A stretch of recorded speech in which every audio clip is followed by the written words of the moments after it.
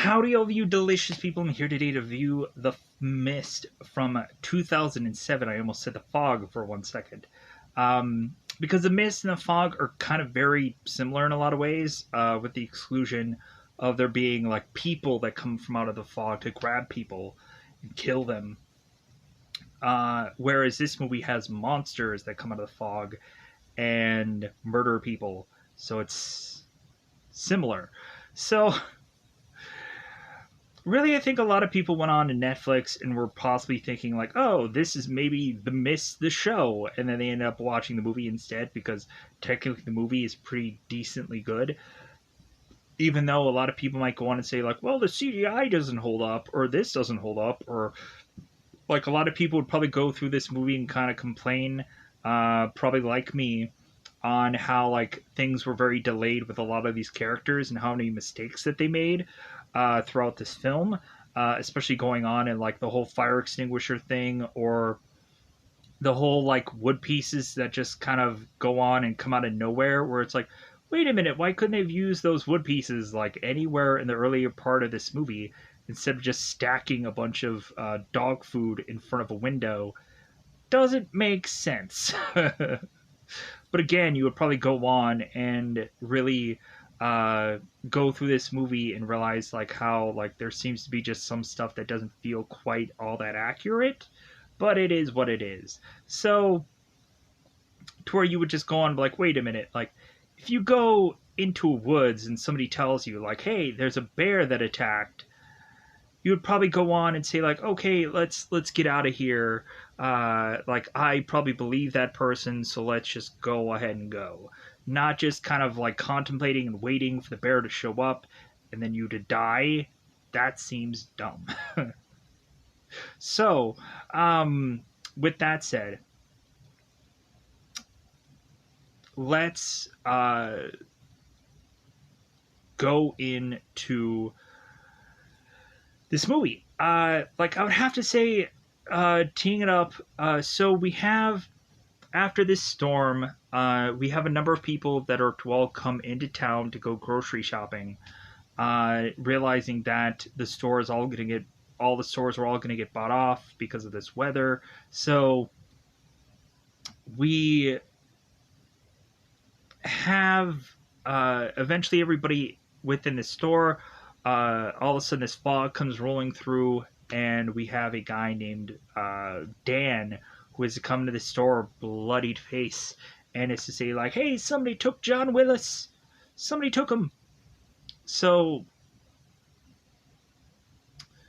we don't really believe that guy because I guess that guy is just a loon, a town loon that everybody's like, "Yeah, this guy must be talking crazy."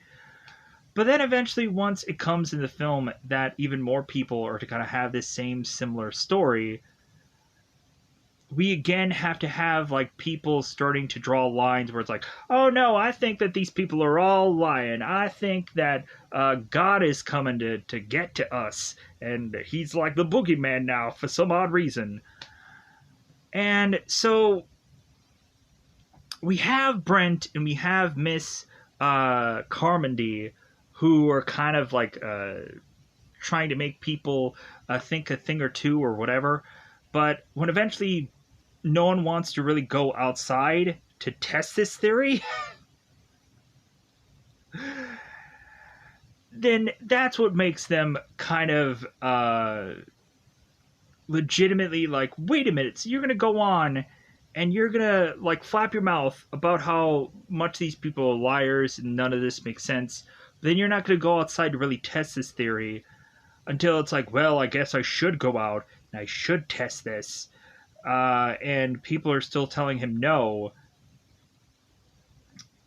And then when it basically, like, egg on their face, well, in this case, death happens, then people start to believe. Then we go on and see some actual cases and some signs of there actually being monsters out there in the world. So, isn't it great how I'm going to have to go on and explain the names of these monsters at some point because they actually have legitimate names? Like scorpion flies. Isn't that great? Tentacles from Planet X. These things have names. Uh, Patero Buzzard. Sure, that's a thing. Grey Widows. Mm. One thing I gotta say though, the monsters in this movie, gross. But I know what they are. Like I know what they were. So like I knew it was coming ahead of time. And for those of you that are watching this movie for the very first time, enjoy and maybe just be like, maybe this movie's not for me. Because I can understand that. Because some people may not like monster movies for whatever reason. And some people might have just thought that this was The Fog and they got confused. So, with that said, really that's what kind of happens within this movie, kind of the breakdown for the most point. Let's just go into spoilers and I'll be more in depth about this. And then you can say that you can be interested in seeing this movie or not.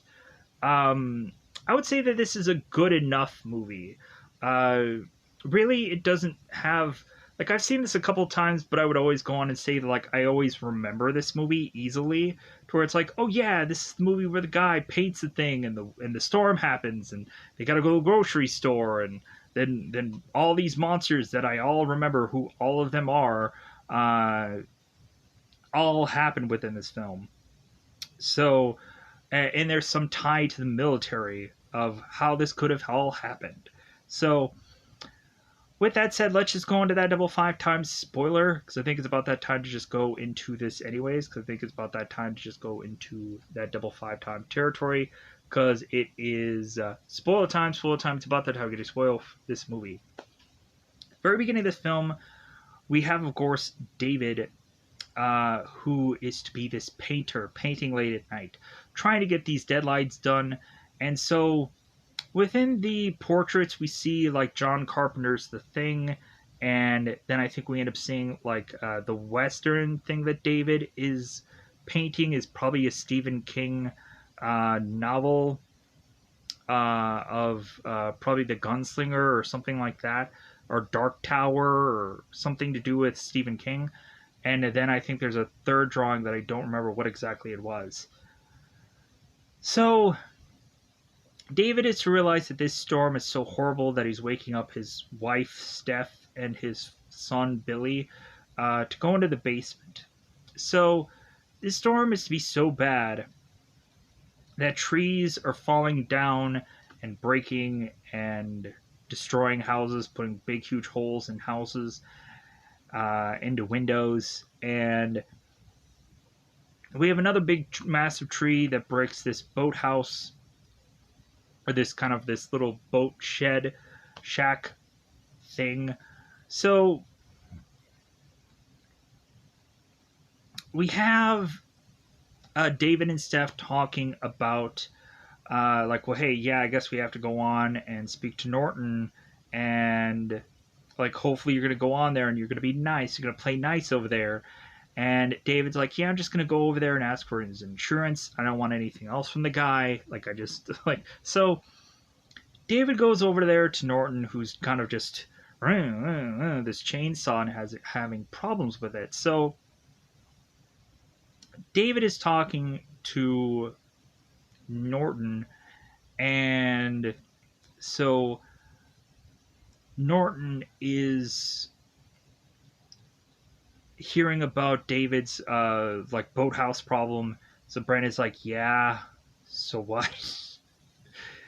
Because Brent is to also say to David, it's like, well, hey, look at my house. Like, my insurance salesman is going to have a field day because there was a tree that fell on Brent's car. This like swanky BMW, I think, like kind of car. And David's like, oh my god, that car was cherry. Like, this is a great car, and it's like heartbreaking that that happened to you. And so Brent is just like, well, David, since you're so heartbroken, like, are you going into town? David's like, sure, yeah, I'm going into town. So while David and Brent are making their way to town, they see just a lot of military vehicles and a bunch of stuff, and they're coming up with certain conclusions, having Brent and David talking conspiracies about like Project Arrowhead and a bunch of other goofy things that they are to just hear throughout the town. So they go to the grocery store, and so David is kind of in delay as both Billy and Brent are to have to go to the grocery store together, but David is tell Brent, like, hey, would you mind holding my son's hand? Brent's like, yeah, sure, I can do that. So they go into the grocery store, and I'm not quite sure what David's delay was, but then David goes on into the grocery store and is starting to talk to the workers there because this is probably a small town and everybody probably knows everybody. So David is to go on and talk to Sally and is to kind of mention about her possibly babysitting on a Thursday or something like that. And so I was like, sure, I can swing that. As well as David is also talking to Allie, who is to be Allie Weeks, who a lot of people probably know from the Captain America movies as the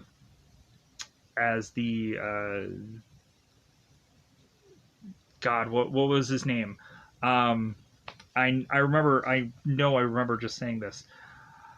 Doesn't matter. Let's move on. So David is talking to Ollie, and they're talking about like how like things are really busy. People are complaining because it's really busy, and of course it would.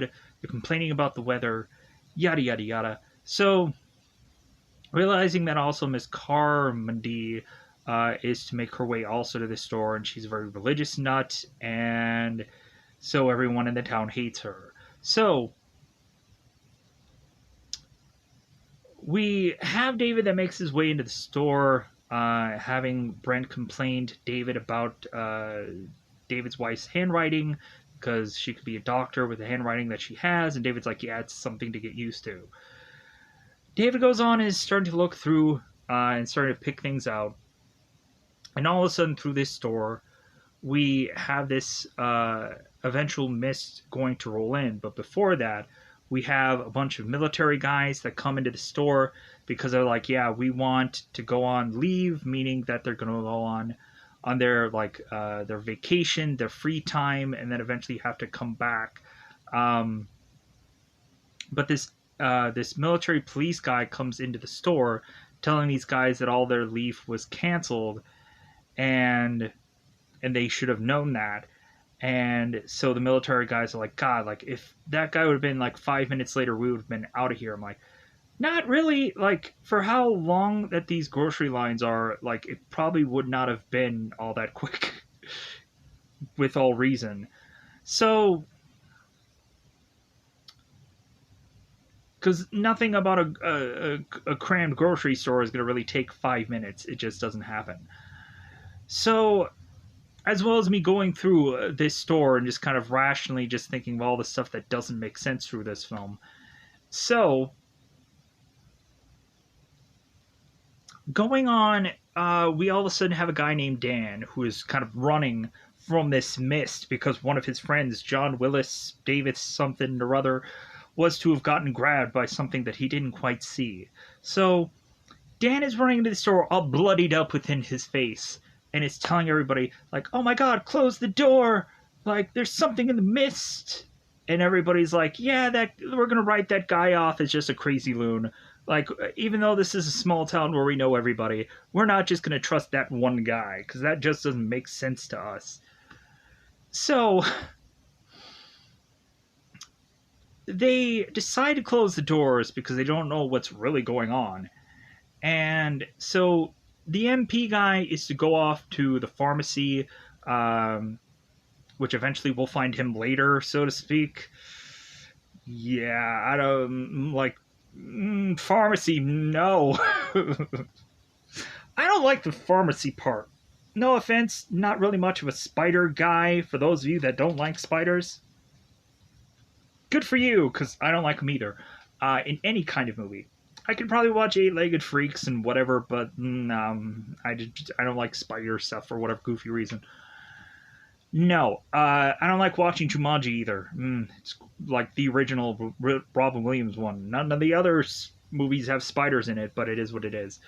So I'm assuming at some point I'm probably going to get requested Eight-Legged Freaks at some point, and I probably won't watch it anyways. It is what it is. So moving on. So we have characters that are just kind of like, well, hey, what's really going on here? And they're just kind of confused about this whole mist thing because they've never seen something like this. So so eventually everybody's just kind of holding up in the grocery store, just kind of wait this out a little bit. And everybody's starting to go in the aisles. Everybody's starting to hug people. They're like, hey, what's going on? Ollie is to just be nice about all this and starting to hand people things, and is eventually saying like, hey, maybe I'll go on and get you guys blankets. Maybe that'll work. So we have David who hands off Billy to a woman named Hattie, I believe is what her name is. And I probably could be wrong about that. No, I'm actually right. Wow, that's amazing.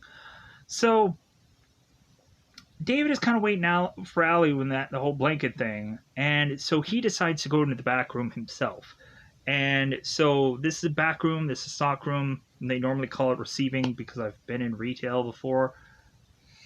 So in the back stock room, we go and we have like dog food pallets, or we have of course fertilizer pellets. That's commonly like the thing that is most in a back room.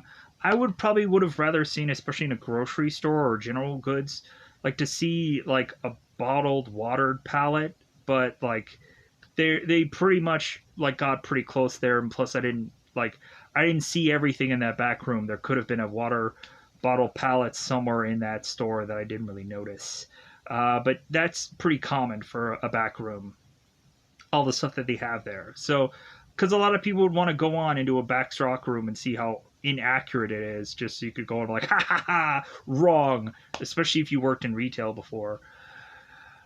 But so, David is going back into this back stock room to notice that this generator is smoking, like Jim Carrey did in The Mask. So, David turns the generator off because it's smoking, but then all of a sudden lights come off in the back room, and so he's like, oh crap, I need to go through this back room, and I would not even think about putting on my cell phone so I can see where I'm going, which that of course is what he did, which is actually a smart move. So, because there are certain times when eventually I would go through a store and then they lose power or something like that, and I would conveniently have my cell phone on me. I'm like, well, luckily I had my cell phone on, even though really, or I had my cell phone with me, but luckily I didn't have it on but like at least like you could have a cell phone where you could see where the F you're going, or otherwise you'd smack into a billion things until emergency lights came on. So David goes and is hear this banging against this receiving garage door thing, and so he's like, well, sounds like something's trying to get in. So David goes on to speak to Ollie, Norm, Jim, and Myron, and just kind of tell him like, hey guys, yeah, I heard something in the back room, and it wasn't two people going at it. Man, that happens so often in the back room, right? Just people, no, it never really happens. There's sometimes where I think people go on and they make out back there, but that's probably about it. Because life isn't all that creative. So, David is to have a bunch of these guys like, well, hey, how about we just kind of go back there and you guys can hear for yourselves the sound of which that I heard. And so, like, okay, yeah, let's, because immediately they're thinking that David is just some loon and they can't really believe him. And so they're going on and on and on about how David is like, well, I don't think I can trust you, sir, because, like, we have Jim, who I guess is to kind of complain about the out-of-towner people, and so really he's that guy. So hence when Brent is going and tells him, it's like, well, hey, I pay taxes just like you. Just like you and me. It's not my fault that I don't live here every single day like you do, because I have better things to do with my life. Moving on. So, David and all the folks that I already mentioned, and also Norm, more importantly, will go back into the stockroom. There's probably a reason why I'm going to keep saying Norm consistently, because it's going to happen. So, they decide to turn on this generator, which of course the generator makes noise. And so they decide to open up this garage door. Bad move. And so, because Norm is thinking, well, yeah, there's something in the way of this generator being able to get this kind of smoke out there. So we're gonna have to, whatever the thing is that's out there, we're gonna have to move it. So Norm is gonna find out that there is some tentacles from Planet X going and grabbing him, and just wanting to just kind of just pull on down. And come to find out, we have this tentacle from Planet X that is to have this kind of like snake-like thing, but then has like these like teeth and stuff that are on the inside of it, which is when I saw this, like the first time that I saw this, I was like, ew. But then I was like, like that's interesting, but still freaking gross. But I think there was also some movies that went on and tried to take that design of that kind of monster and use it in other things, because they're like, oh yeah, people didn't like this in The Mist, so let's use this elsewhere. I'm like, how about we don't? How about we just no? So, going on, Norm is getting sucked out of this garage door. Dave is holding on, just like, no, man, like, we're gonna try to save you because it's a young kid, and we're like, yeah, he made the mistake because he's a young kid and he's stupid, but hey, like, we're gonna, like, hold on to this kid, as we have guys like Jim and Myron that are all just like, ah, in the back. They're just, oh my god, what are we seeing? So, Norm is consistently, no matter what they're doing, like, just, he's getting further and further out of this garage, or out of this back room, I mean. And so, to the point where Norm is holding on to this garage door, just like, oh my god, I just gotta save myself. As this guy is starting to get some, like, skin ripped off of him, and it's gross. But that's what's happening. So, we have Ollie that's running to get this axe, and is to try to chop this thing, and hope that they can kind of close down this generator to save this guy. And Norm just gets sucked through this door, and there's a little thing of tentacle that is still left over, so they have some real legitimate evidence of what they saw. So, we have Jim and we have David that are talking to one another, and like Jim's like, man, I'm sorry about Norm, about him dying, like, I didn't know. And David's like, well, yeah, of course that kid just went on and just got killed because, like, he's a young kid, he didn't know any better. And Jim's like, well, man, I'm sorry, is this, can't bring back a dead kid. So they go back out there and they're like, hey, we gotta explain this to everybody, because is getting real. So the first person they come to is probably the worst person to try to convince. And like Jim is going on and talking about the out-of-towners and how a lot of people just won't believe anybody. So David is to go and try to explain this to Brent Norman. And probably these are the worst two people to try to go on and say this to, because both these people have had a history where they've sued one another and they've been in some legal battles and whatever. So, like, David should go on and be telling this to anybody else but Brent. But instead, David pulls Brent back here and is to try to explain the story to him. And that starts to get other people involved, like the store manager, who comes on down and is like, hey, you guys are drinking, like, beer? Like, Ollie, you're drinking beer on the job? I'm gonna write you up. And Ollie's like, I don't give a I don't give a suck my like, the world's gonna end. Obviously. Like, And I don't care about getting written up right now. You still think that this is a job that we're working at, buddy? We're gonna die. So after that they just saw, really, so the store manager, who of course I can't find his name right away, because why wouldn't I? Um, so the store manager, as well as this biker guy, is going back in the back because they really don't believe him at first, and so they go back there, and the store manager is going on and telling everybody, it's like, well, like it seems that we have some like seismic event, as they have to have seen that tentacle piece that all of a sudden disintegrates. And so we have the guys coming on and like telling everybody, hey, let's kind of get prepared for this. Let's put all this dog food in front of the store. No water bottles, of course, palleted from the back, because that would normally be the situation back there. But so, because those are actually like water bottle pallets are probably like the heaviest things to freaking move. It's ridiculous how that would honestly be a thing. Um, but water bottle pallets are like freaking ridiculously hard to move compared to anything else in a semi. It freaking sucks. But so we have Norton, who's going on and on about like all these people are lies, folks. Like, come on, like all of them are just alcoholics, and like you can't trust them, and like so. This guy is just trying to win over people like it's bizarrely his courtroom, and I don't understand why. Why would he give a single F to have to just be like, no, I'm sorry, everybody. Everybody is a liar but me. And so you have to believe everything that I'm saying. And we also have Miss Carmody, who's going on and kind of contradicting what Brent is saying, and is talking about the end of days and all this stuff. So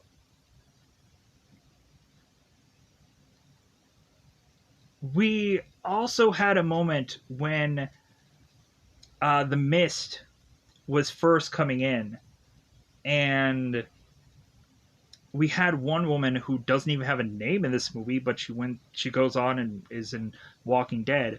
McBride. Melissa McBride was to go on and mention that she needed to leave the store because she has an 8-year-old that's kind of watching over her other kid, and that she was hoping that someone was going to go with her to go out, and nobody gave a single F. And so this woman is like, well, I hope you all rot, and then she leaves. And come to find out at the end of the movie, you see her, and she's like, yeah, yeah, guess who lived at the end of this movie? This one. So, but now that we've gotten that out of the way, we have at some point where Brent is to have a lot of talk, but he's not backing any of it up. And so people are deciding to leave the store, thinking that a lot of this is all hogwash. So they go on and they decide to leave. We have Brent Norman who's leaving, and some other kind of random people. You have the biker guy that leaves, and he's going to have this rope that is to kind of see how far he's going to get before he ends up getting killed by some monstrous being, because he ends up getting chopped in freaking half. So they go on, they leave, and so David is holding this rope as well as a number of other people. Ollie's holding the rope. And so at one point, the biker guy is to go off to this one car for this guy's shotgun, and the guy who had the shotgun in the car is like, man, like, sir, you have some massive balls on you. Massive. So the guy goes out there to get the shotgun and then is to come back. Never comes back. Half of him does, because eventually this rope is to really just start giving a whole on good tug, and to the point where these people can't hold on anymore. And so like this rope is really tearing through people's skin, and so people are trying to use things of cloth to not rip their fingers and hurt themselves. So they try to pull this body back and they only pull half of it back. And so really we just have to naturally assume everybody who went out died, because a lot of them all just decided, instead of going into one another's cars or anything like that, they decided that they're just gonna walk through town and eventually just easily make it through this town and live without a weapon, without nothing. So stupid on them, right? So, and we had David who was talking to Brent as he was leaving to just say like, well, hey, like, but Brent, like, what if I'm right? And Brent tells David, it's like, well, like, if you are right, then, like, well, that's on me. Like, you know? So, all dead, I'm assuming. So, everybody dead. So, we have, like, these guys all stock up on this dog food right in front of the store. Just all have all these pallets shoving all these things in front of these glass, duct taping some glass, because they're like, yeah, duct tape and dog food, yeah, that makes a whole lot of sense. And I would just be the same way.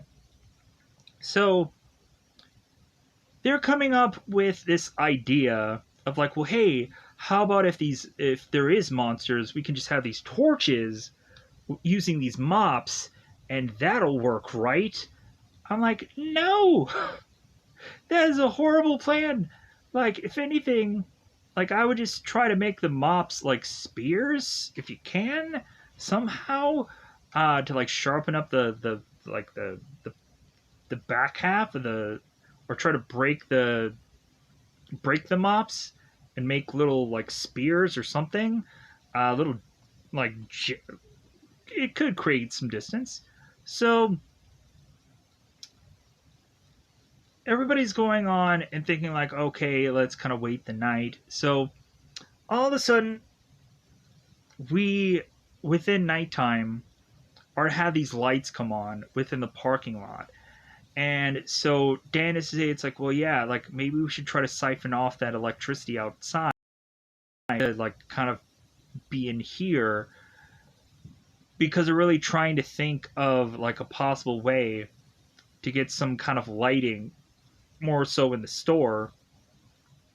And Ollie's just thinking like, well, like that would mean you have to go outside, and good luck with that. Good luck with that. So at nighttime, we have these guys that are all thinking, oh yeah, let's turn on these lamps for the store, it'll work out great, because the phones don't work and electricity is give or take. So because especially since they don't have the generator working all that well. So now we have these scorpion flies that start smacking, just pa, like on the glass consistently. And the guys are starting to realize that these bugs are being attracted by the lights, and that these guys need to go on and turn off the lights because they're attracting these bugs. So as we go on and we have these scorpion flies, we then in turn have these Patero buzzards, who are to kind of, as an easy descriptor, it's kind of like it kind of feels uh, like a bird, like a kind of a, I'm trying to think of the, like the dinosaur, the pterodactyl. There we go. Uh, that eventually is to kind of go and start grabbing on to these bugs. So the more that these buzzards are smacking against this glass, trying to get these bugs, the more that the windows are this part here that we see in this picture are starting to break. And I'm like, you guys couldn't have thought of anything ahead of time? Like, you guys had wood pallets. You guys obviously had like these massive wood pieces that you guys are pulling out after the windows start breaking. Nobody thought of that ahead of the time. Also, fire extinguishers right by the torches. Because everybody is trying to scramble as these things are kind of coming through the store. People are trying to scramble to get these torches lit. And man, what a mistake that was.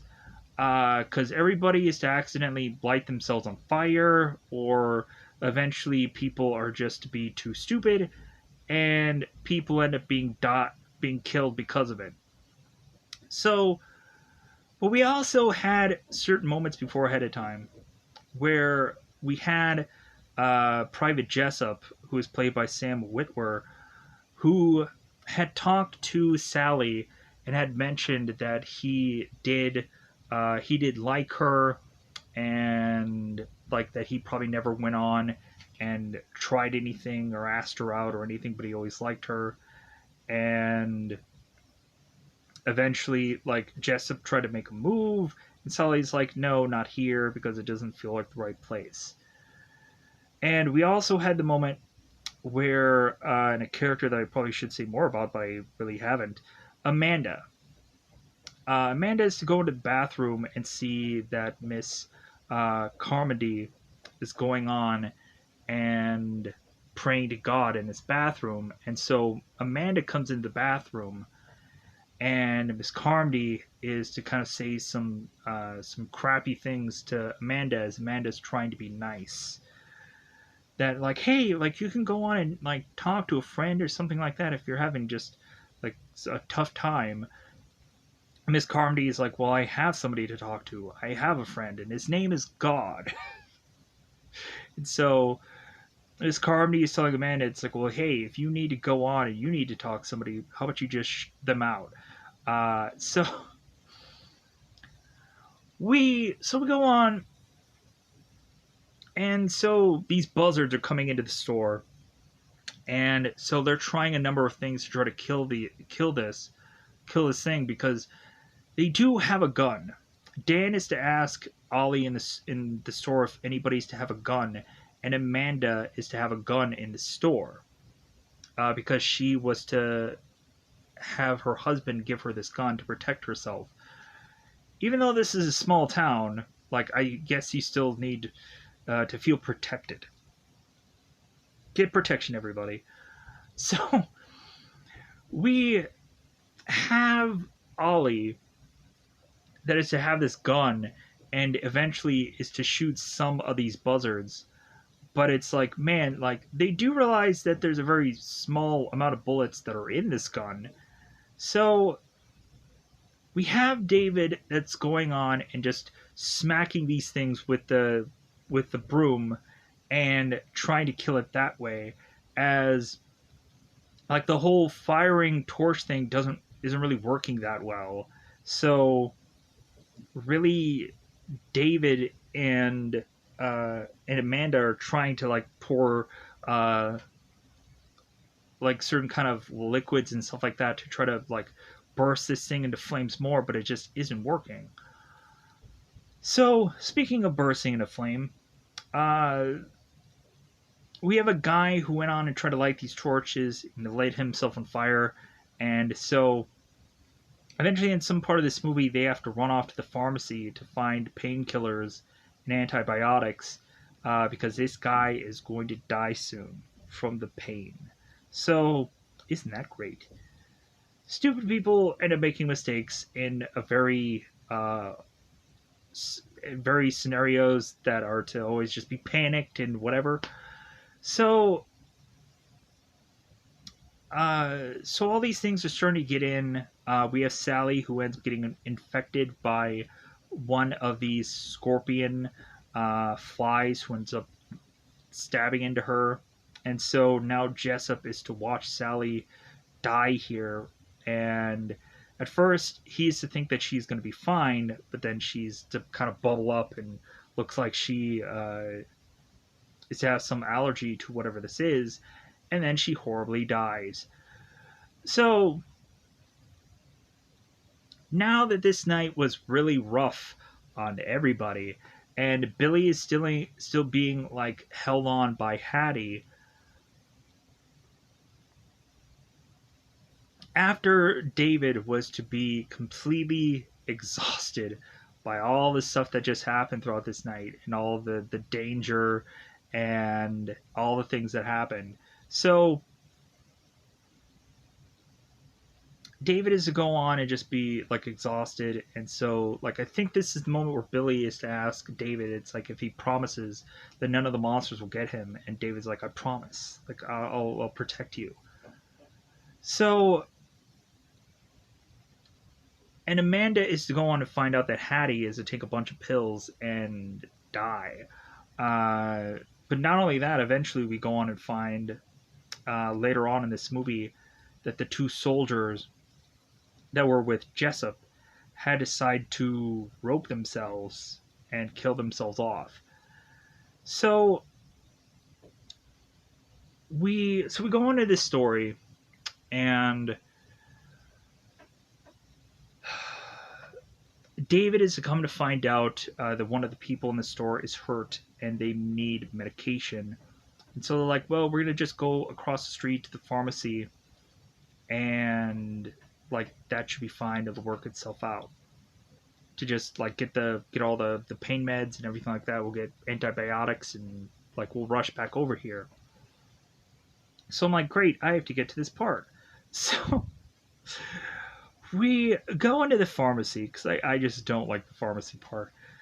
And so they go next door to this pharmacy and they start to go through these antibiotics and all these things because they're kind of looking for generic names, and like I'm sure they don't know what the heck whatever anything is, and so they're just kind of grabbing stuff. Come to find out, within this pharmacy, they had just left the doors open, and come to find out, they find the MP in there as actually Jessup had went with them, as well as the kind of usual guys that go into all these missions. We have, of course, Jim who had went on. We had Myron who went on. We had, I think, Dan who went on, as well as Irene, who is to kind of be familiar with this pharmacy. So you had Myron who went there. So we had them start collecting all these drugs, and all of a sudden Dan is to hear a noise. And so they find the MP guy, and he's going on like, help me, like, this is all our fault, and this and that. So come to find out, the MP is starting to bubble up, and eventually is to kind of release all these smaller spiders from out of his body. Gross, right? No, that was just, gross. So we find that there are gray widows, which are these spiders that are within the store. And so now Ollie has to waste even more bullets to shoot all these spiders, because heaven forbid, like these guys just have axes or spears. And so we have one spider that is right in front of the store that Dan has to kind of spear and then kind of chuck away. So they get out of this pharmacy and they make their way back. And so Jim is just like, ah. So we are to consistently have people start to make the theory that they probably need to start leaving the store, because really Miss Carmody is to start to gather certain people onto her side of things, and Miss Carmody is thinking about sacrificing people to the monsters, uh, hoping that eventually they won't come for them, that they just sacrifice people. And everyone else is like, how about we don't? How about we just don't sacrifice people? That sounds great.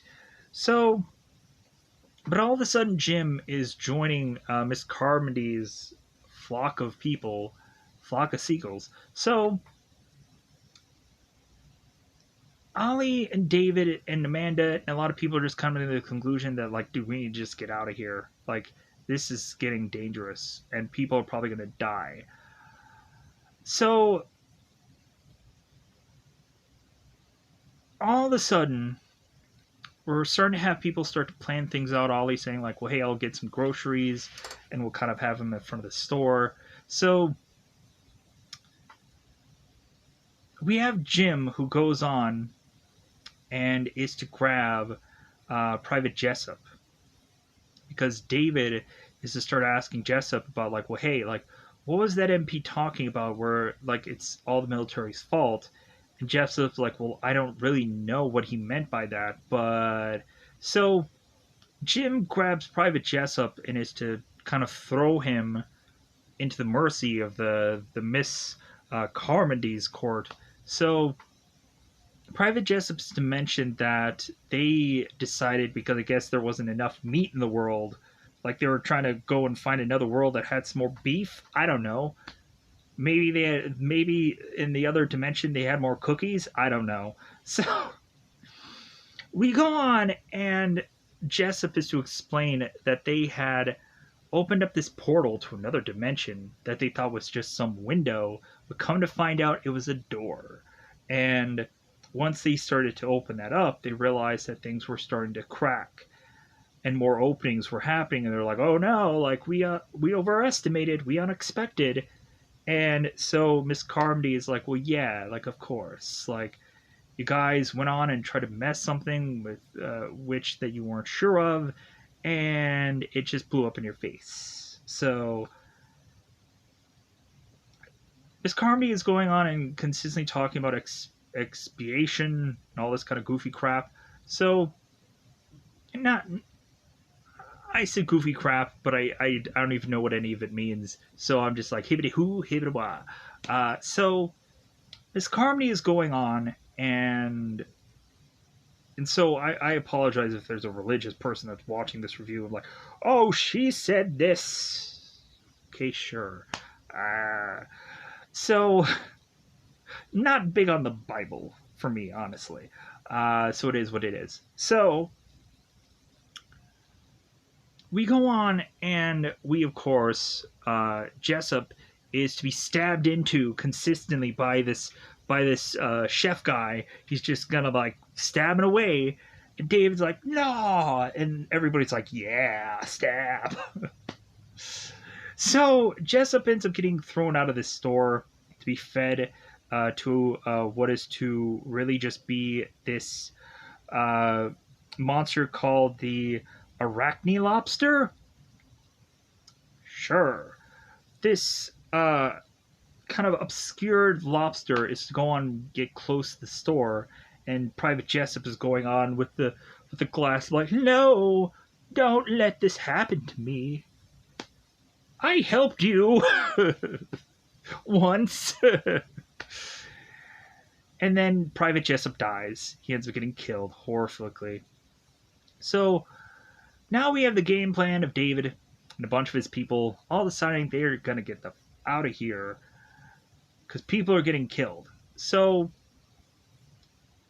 David's trying to leave the store with a number of people, and Miss Carmody is like, oh, leaving so soon? So she all of a sudden is drinking this milk with a knife in her hand also. And she's going on and on again about like just like how these people are making a mistake, and that she wants to go on and grab the little boy and Amanda too, because why not? And eventually have her fed to the monsters outside. So push comes to shove, and Ollie ends up shooting Miss Carmody in the head, and it's to kind of wheel this gun around and just be like, hey, get the away. So everyone decides to get out of this store who decided they wanted to get out of the store. And so David's like, yeah, let's all run to my vehicle. I'm sure everything's going to be fine. Hopefully a billion people aren't going to die along that way. So we start to have certain people that start to eventually get killed. Bud Brown was the store manager. My bad. I wasn't I wasn't noticing of that at the second of which. And Bobby's brother was also the guy, or so Bobby was to go on with the guys to the pharmacy because his brother was badly burned, and so he wanted to go to the pharmacy, but he dies in the pharmacy because the webbing ends up catching his leg, and this is some kind of weird acid web that eventually just the guy loses a leg, sadly. So, and I guess Joe is the guy who was actually burnt. My bad. My bad. So so some of the people in the parking lot, I think Byron or Myron ends up getting technically killed in the parking lot, as well as the guy with the big thick mustache and the long hair, or the somewhat long hair, ends up getting killed in the parking lot. So, and also so does Ollie, because Ollie's kind of opening these doors and like, hey guys, come in. And all of a sudden he gets grabbed by the lobster, and he ends up getting killed and taken away. So Ollie is to kind of chuck the gun, and it hits the car hood, and so everybody's getting in the car, and the David's like, "Well, I gotta go out after the gun. Like, I can't lose this. Like, it's a gun." So David grabs the gun, and then we have the black the spider the widows the gray widow spider who just jumps right on the hood. I'm like, gross. So they go on, and like eventually this spider is to bash into this windshield, and then it just kind of crawls all off. Great. Wonderful. So David is to go on and just be like driving to make it to his house, and just like like hopefully everything's great. Hopefully Steph is still alive.